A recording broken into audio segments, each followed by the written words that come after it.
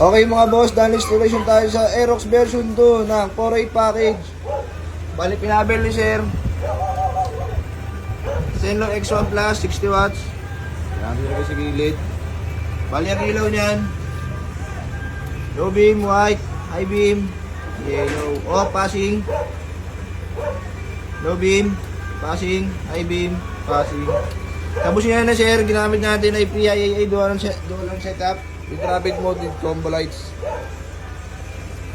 Okay, stop. Rapid.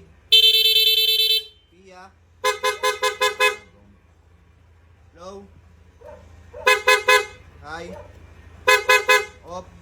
Rapid. Low. Rapid. High. Bale, ito yung mga switch niyan. Ito yung passing. Yan.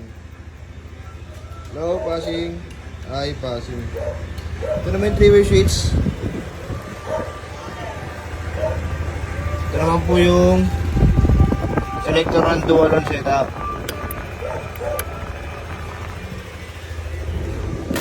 Okay mga boss, sa mga gusto magpa-install lang itong setup, punta lang po sa Scooteristas online shop.